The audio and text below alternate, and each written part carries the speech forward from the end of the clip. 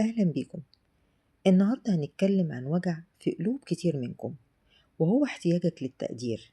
تلاقي نفسك بتعمل مجهود جبار، بتتعب وبتضحي وبتعمل كل اللي عليك وزيادة، بس في الآخر بتستنى كلمة شكر أو تسلم إيدك ومش بتلاقي أي حاجة من دي. النهاردة هنفهم ليه بتربط قيمتك بكلام الناس، وإزاي كلمة واحدة ممكن تطيرك للسما، وتجاهل واحد ممكن يهد ثقتك في نفسك ويخليك تحس إن مجهودك كله ملوش قيمة. اسمعوني بقلبكم لأن الفيديو ده هو رحلة تحرر لكل واحد تعب من انتظار رد الفعل. أول حاجة هنتكلم فيها، انت ليه بتحتاج كلمة من الناس؟ هنضرب أمثلة بنعيشها كل يوم. الزوجة مثلا بتقضي طول يومها في المطبخ والتنظيف علشان تطلع البيت في أحسن صورة، ومستنية بس جوزها يدخل يقولها تعبتي يا حبيبتي، الأكل جميل تسلم إيدك. ولو دخل وكل وسكت بتحس إن يومها ضاع وتعبها ملوش تمن.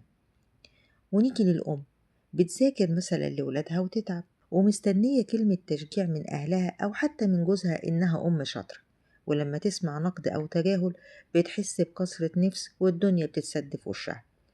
حتى الموظف لما بيتفانى في شغله ومستني كلمة تقدير من مديره ولما ما بيلاقيهاش بيحس باحتراق نفسي ويبدأ يكره الشغل.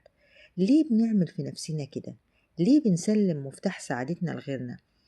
الزوجة اللي بتنظف بيتها وبتعمل أكل كويس، انتي بتعملي كده علشان ده بيتك لازم تنظفيه، ده واجب عليكي، وبتعملي أكل كويس علشان برضو ده واجب عليكي. انتي ليه منتظرة كلمة شكر أو حد يقولك تسلم ايدك؟ دي واجبات عليكي المفروض تعمليها. انتي تفرحي بنفسك انك قادرة تقومي تعمليها، انتي تفرحي بنفسك انك انجزتي وعملتي أكل كويس ووضبتي بيتك وولادك كويسين. ليه بتنتظر شكر من حد على واجب انت المفروض تعمليه؟ انت اللي تفرحي بنفسك، انت اللي تقولي الحمد لله ان انا قدرت انظف بيتي وصحتي كويسة، الحمد لله اني عرفت اعمل اكل كويس يعجب زوجي ويعجب اولادي. والام اللي بتذاكر لاولادها، انت ليه منتظرة ان حد يشكرك؟ ولادك المفروض يذاكروا كويس، لما بتقدمي لهم مساعدة انت بتقدمي لهم بحب. ليه منتظرة ان حد يقولك برافو عليكي انت ام شاطرة بتذاكري مع اولادك؟ لما مش بيقولولك كده، ايه اللي ناقص فيكي؟ هل ناقص مجهودك مع ولادك؟ لا، انت عملتي خير، ساعدتي ولادك، خدتي اجر من ربنا سبحانه وتعالى، ساعدتي في ان ولادك يبقوا في مستوى احسن. ليه بتنتظري شكر؟ الموظف اللي اشتغل ومستني ان مديره يشكر فيه، هو انت مش المفروض تشتغل بضمير ويطلع شغلك في احسن صورة؟ ليه منتظر ان حد يشكرك على واجب انت المفروض تعمله وبتاخد عليه اجر؟ ليه مستني قيمتك من كلمة مدير يقولها لك؟ انت المفروض تبقى فخور بنفسك انك عندك ضمير وبتقوم بشغلك وغيرك مش بيعمل شغله. تبقى مبسوط من نفسك انت، من ضميرك، من الاخلاق الكويسة اللي ربنا رزقك بيها. ليه بتنتظروا قيمتكم من الخارج؟ قيمتكم المفروض تبقى من داخلكم. انت بص لنفسك بصة كويسة، ما تنتظرش ان حد يبص لك بصة كويسة. هنتكلم دلوقتي عن القيمة.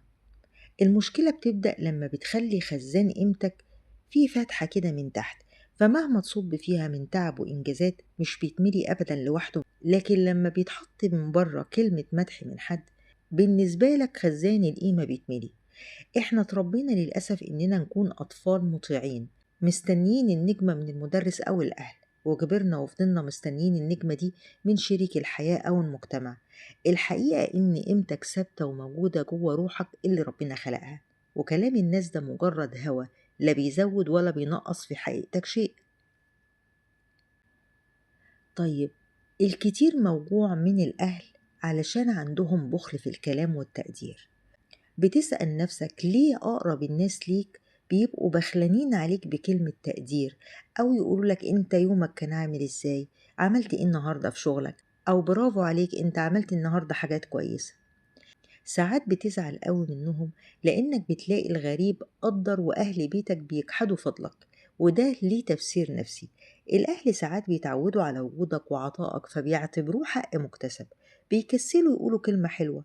أو ساعات بيكون عندهم بخل عاطفي هم نفسهم ورثوه. لما تفهم إن مشكلتهم في لسانهم مش في فعلك هتبطل تستنى منهم الشحن، وهتعرف إن جحودهم مش دليل على فشلك، ده دليل على نقص في طريقتهم هم. طيب، نيجي للخطوات العملية. وهي فك الارتباط العاطفي. يعني إيه؟ أول خطوة للحل هي إنك تفك ارتباطك بيهم. يعني اعمل الحاجة لإنك أنت عايز تعملها، ولإنك المفروض تعملها، ولإنك بترضي ربنا وأنت بتعملها وبترضي ضميرك. لو عملتي الأكلة الحلوة استمتعي أنت بطعمها، وقولي لنفسك برافو عليا إني شاطرة وعملت أكلة حلوة. استمتعي إنك بسطتي غيرك بالأكلة الحلوة دي. لو نجحت في شغلك كافئ نفسك بخروجة حلوة. قول لنفسك إن أنت كويس وعندك ضمير وبتقوم بشغلك بطريقة كويسة. لما تكون أنت مصدر التقدير لنفسك، كلمة الناس هتبقى زيادة خير، ولو ما جاتش مش هتهز حاجة في ثباتك. انتوا عايزين تتعلموا فن الاحتفاء الذاتي. يعني ايه؟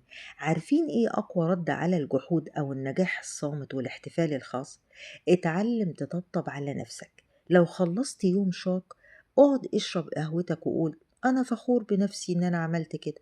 انا النهاردة كنت بطل وانجزت حاجات كتير. لما عقلك الباطن يتعود انه بياخد التقدير منك انت، هيبطل يستجدي التقدير من بره. انت مش محتاج شهادة تقدير من حد علشان تعرف إنك إنسان عظيم. في النهاية لازم تعرف إن كل مجهود بتعمله ربنا سبحانه وتعالى شايفه وبيقدرك عليه وبيرفع قدرك بيه. وده أهم كتير من كلام البشر اللي النهاردة معاك وبكرة ضدك. لما تعمل عمل اعمله علشان ده واجب عليك تعمله، مش عشان مستني إن حد يقولك برافو عليك. في ملحوظة كده صغيرة حاولوا تفكروا فيها. لما انت مش بتقدر نفسك، مش بتشوف ان نفسك عملت حاجة كويسة، ليه مستني ان غيرك اللي براك يقولك كلمة حلوة؟ انت ما بتعاملش نفسك بطريقة كويسة، مش بتقدر نفسك اللي عملت حاجة حلوة، مش بتقول ان ضميرك كان كويس لما عملت الفعل ده، مش بتقول انا كنت كويس لما عملت شغلي بالضمير ده. انا منتظر اجري من ربنا عشان انا عملت الشيء ده بضمير. ليه منتظر اللي براك يقدرك وانت مش مقدر نفسك بنفسك؟ حاول تبص لنفسك ولقيمتك بعيونك انت. ليه بتاخد قيمتك من اللي قدامك؟ قولولي في التعليقات ايه اكتر موقف حسيت فيه انك تعبت ومحدش قدرك، وفهمت ازاي النهاردة انك مش محتاج تقديرهم. انا سيلة، وده بيتك التاني. نورتوني. شكرا.